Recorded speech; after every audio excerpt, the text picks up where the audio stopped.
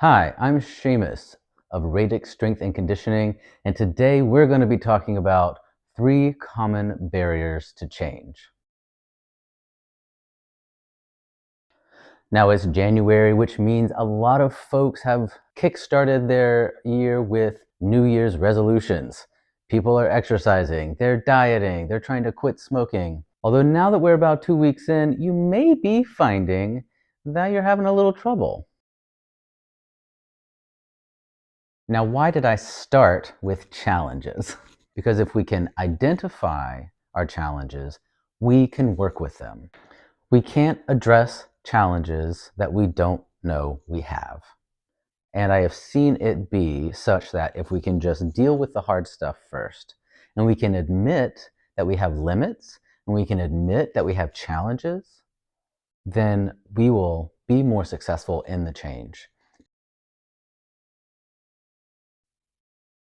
So the first category are physical barriers, things like time. Are you caring for children? Are you caring for an aging parent? Do you work long hours? All of these things can inhibit you from making the changes that you want to make, especially if those changes require time in the day. Another common physical barrier is money. Fitness equipment costs money, gym memberships cost money, and we know that grocery prices continue to be on the rise. All of these things can be barriers to making changes around food or changes around activity if you don't already have those structures in place. The third physical barrier that I want to talk about is the literal physical barrier of your body. Now, there's nothing wrong with you, but if you have an injury or aches and pains, especially if you're sore from the new workouts you've been doing, all those things can inhibit you from wanting to work out more if every time you do a squat, it hurts.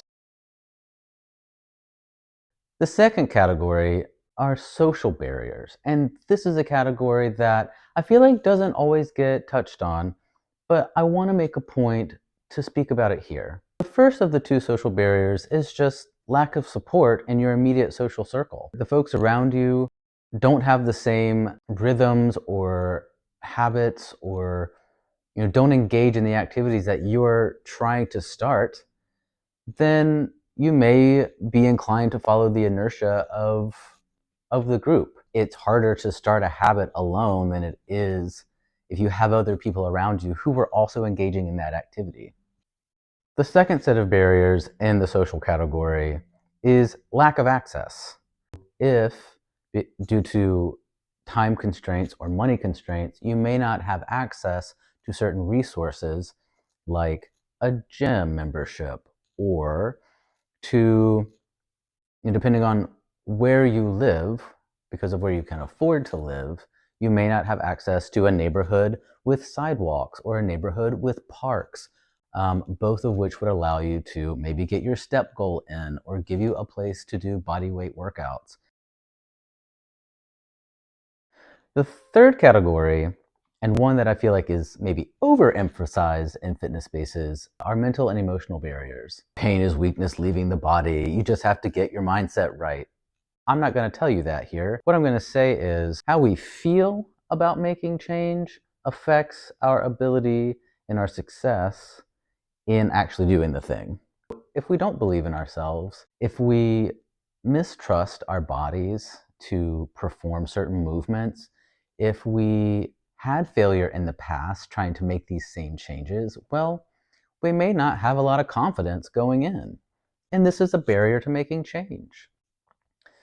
Also, if you've had physical injury, which is a physical trauma, if you've injured your knee and you go to squat, well, you might have a flash of when you injured your knee.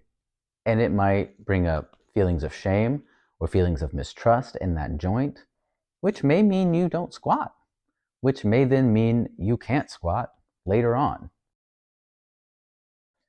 So those are the 3 categories. There are barriers that are hard physical limits. We have barriers that are social constraints.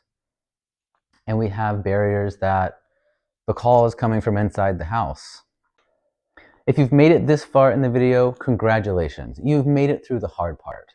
Maybe some of these challenges are ones that you're facing. If you identified with any of the challenges in this video, let me know.